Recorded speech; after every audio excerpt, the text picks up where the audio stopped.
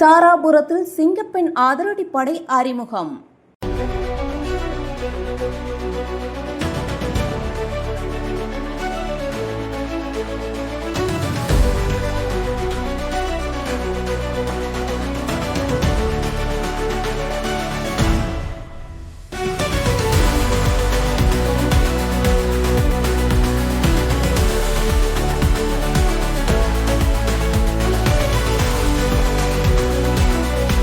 திருப்பூர் மாவட்டம் தாராபுரத்தில் பெண்களின் பாதுகாப்பை மேம்படுத்தும் நோக்கில் தமிழக அரசின் சிங்கப்பெண் சிறப்பு அதிரடிப்படை செயல்பாட்டுக்கு வந்துள்ளது.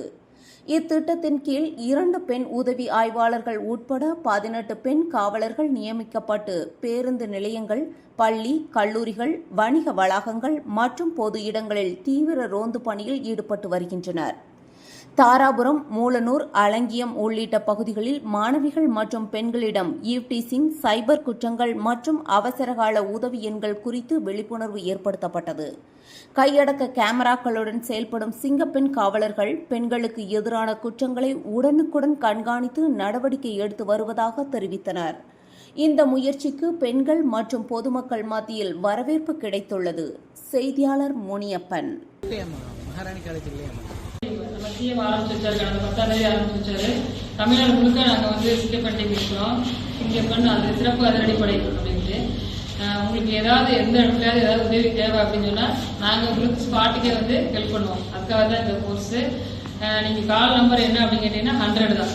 முதல்ல அவசர போலீஸ் 100 கூப்பிடுவோம் இல்லையா, அதே நம்பர் தான், வேற எந்த பிரத்யேக நம்பர் தனியாக கிடையாது.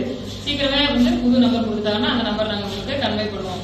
உங்களுக்கு ஏதாவது போற வர இடத்துல ஏதாவது தொந்தரவா இருக்கு, வீட்டுல தொந்தரவா இருக்கு, இல்ல வீட்டுல அம்மா அப்பாக்குள்ள ஏதாவது பிரச்சனையா இருக்கு, அக்கம் பக்கத்துல பிரச்சனையா இருக்குது, இல்ல ஒரு குழந்தைக்கு சைல்டு மேரேஜ் பண்றாங்க, இல்ல ஒரு போக்சோ சம்பந்தமா ஏதாவது ஒரு இன்சிடென்ட் நடக்குது உங்க ஏரியால அப்படின்னா நீங்க தயங்காம என்ன செய்யலாம், 100 ஊருக்கு போன் பண்ணலாம். நீங்க வந்து பேர் அட்ரஸ் சொல்லி பேசலாம். உங்களோட பேர், அட்ரஸ், முகவரி, செல் நம்பர் எல்லாமே என்னது ரகசியமா பாதுகாக்கப்படும். வெளியில சொல்லக்கூடாத விஷயமா இருந்துச்சுன்னா ரகசியமா பாதுகாக்கப்படும். நம்ம சொல்றதுக்கு நமக்கு ஏதாவது ஒரு பாதிப்பு ஏற்படுமா அப்படிங்கிறதுனா கண்டிப்பா கிடையாது. எங்க போர்ஸ் உங்களுக்கு பாதுகாப்பா உறுதுணையா இருப்போம். அதை தெரிவிச்சுட்டு போகலாம் அப்படிங்கறதுக்காகத்தான் நாங்க இங்க வந்திருக்கிறோம். யாருக்காவது ஏதாவது சந்தேகம் இருந்துச்சுன்னா கேளுங்க, நான் சொல்றேன். சாதாரணமாவே நம்ம என்ன நினைப்போம், யாராவது பொண்ணுங்க பசங்க கிட்ட பேசிடுறாங்க, அந்த பசங்க வந்து சரியில்லாத பசங்கன்னு தெரிஞ்சதுக்கு அப்புறம் பொண்ணுங்க என்ன நினைப்பாங்க, வேண்டாம் அப்படின்னு ஒரு தெளிவான முடிவு எடுத்துருவாங்க. அந்த பையன் விலக நினைப்பாங்க, அதாவது நல்ல முடிவு எடுத்துருவாங்க, விலக நடப்பாங்க.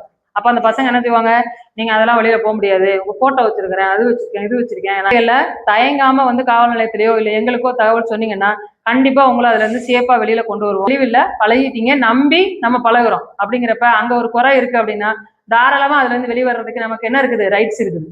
சரிங்களா? அப்பா நினைச்சுக்குவாங்களோ, அவங்களுக்கு தெரிஞ்சா பிரச்சனை ஆயிரும், இவங்களுக்கு தெரிஞ்சா பிரச்சனை ஆயிரும். நிறைய மகளிர் காவல் நிலையங்கள்ல கல்யாணம் முடிச்சுட்டு வருவாங்க. அப்ப நம்ம விசாரிப்போம். அப்பதான் அந்த பொண்ணுங்களுக்கு அந்த பசங்களோட சில விதமான ஹேபிட்லாம் தெரிய வரும். தெரிய வரும்போது அந்த பொண்ணுங்க என்ன சொல்லுவாங்க, இவரை நம்பி நான் வந்துட்டேன், கல்யாணம் முடிச்சுட்டேன், அழுத்த மனசுல இருந்துகிட்டே இருக்கும். அப்ப நமக்கு சரியான தகவல் சரியான நேரத்துல கிடைக்கும் போது அதை நம்ம பயன்படுத்திக்கிறதுல தவறு கிடையாது. சரிங்களா? எல்லாருமே மனிதர்கள் தான். எல்லாருமே என்ன செய்வோம், ஒரு வயசுக்கு மேல நம்மளுக்கும் சேஃப்டி, நம்ம குடும்பத்துக்கும் சேஃப்டி. அது இல்லாம சரியில்லாத வயசுல, அதாவது கல்யாண வயசு வர்றதுக்கு முன்னாடி ஒரு துணையை தேர்ந்தெடுத்து அவர் சரியில்லாம இருந்தார் அப்படின்னா நம்மளும் பாதிக்குமா, சொல்ல முடியுமா? இந்த மாதிரி ஒரு பையன் அப்படி சொல்லும் போது அந்த பையன் இந்த மாதிரி படிச்சிருக்கான், சொசைட்டில நல்லா இருக்கான், இந்த மாதிரி எந்த கெட்ட பழக்கமும் கிடையாது, அவனுக்கு நம்பி போனா இந்த மாதிரி இத்தனை அஷூரன்ஸ் எனக்கு கொடுக்குறான் அப்படிங்கிற விஷயத்த பேசுறதுக்கு நம்ம அம்மா அப்பா கிட்ட பேசுறதுக்கு நமக்கு தைரியம் வருமா? கண்டிப்பா வராது. அப்போ அது வந்து கெட்ட விஷயம். எந்த முடிவை பத்தி தைரியமா நம்ம வெளியில சொல்றோமோ அது மட்டும் தான் சரியான விஷயமா இருக்கும். நம்ம வாழ்க்கையில நமக்கு நல்ல பயன் தரக்கூடியதா இருக்கும், எதிர்காலத்துக்கு சேஃப்டி தரக்கூடியதா இருக்கும். நம்ம தவறான விஷயத்த உள்ளுக்குள்ள வச்சுதான் நம்ம மனசுக்குள்ள வச்சுக்கிட்டு மறைவாதான் அந்த விஷயங்களை செய்ய முடியுமே தவிர வெளியில கொண்டு வர முடியாது. இந்த விஷயங்கள் எல்லாமே நமக்கே தெரிஞ்சிருக்கு. அப்ப நான் சொல்ற மாதிரி, அம்மா அப்பாட்ட சொல்ற மாதிரி, சொந்தக்காரங்கிட்ட சொல்ற மாதிரி நல்ல முடிவுகளை எடுக்கணும். அப்போ அதுக்கு உண்டான வயசு, படிப்பு, ஒரு திறமை எல்லாமே நமக்கு வேணும். உடல் ரீதியாகவும் நம்ம ரெடி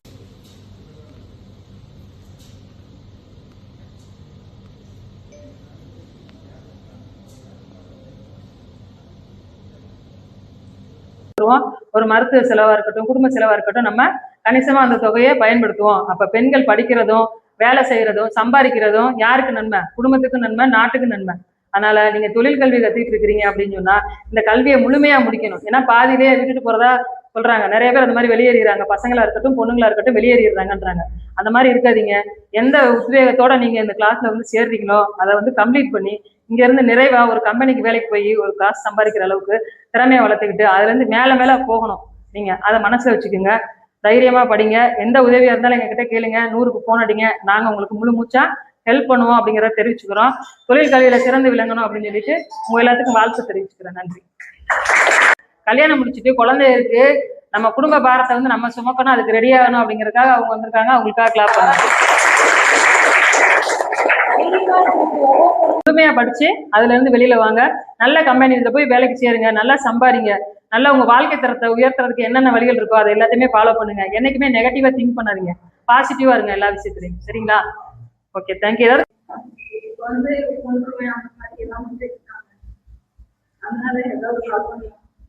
வீட்டுக்காரரை பத்தி கேட்கறாங்களா? கோர்ட்லயே ஒரு பெட்டிஷன் ஃபைல் பண்ணுங்க. பெட்டிஷன் ஃபைல் பண்ணி இந்த மாதிரி நான் தனியா இருக்கிறேன், இருந்தாலும் என்னை விடுறது கிடையாது, ஏன்னா வந்து தொந்தரவு பண்றாரு, பிரச்சனை பண்றாரு, இதுக்கு ஏதாவது ஒரு சொல்யூஷன் எங்களுக்கு பண்ணி கொடுங்க, மகளிர் ஸ்டேஷன்ல கூப்பிட்டா இந்த மாதிரி கருத்துக்கெல்லாம் இங்க சொல்றாரு அப்படின்னு சொல்லி நீங்க தாராளமா சொல்லலாம். ஒரு பெட்டிஷன் எழுதி கொடுங்க. இங்க கொடுங்க.